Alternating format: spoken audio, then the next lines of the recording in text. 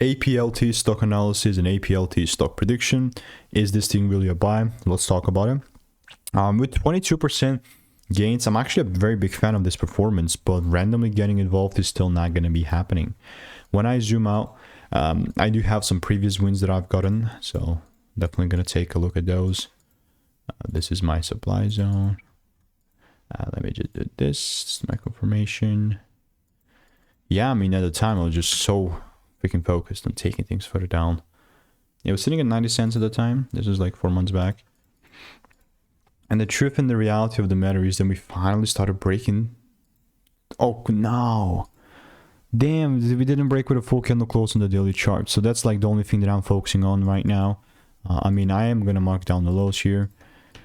The only thing that will matter is if I see a double break towards the downside. That's when I sell, right? Like, because this is a supply zone. We failed to break.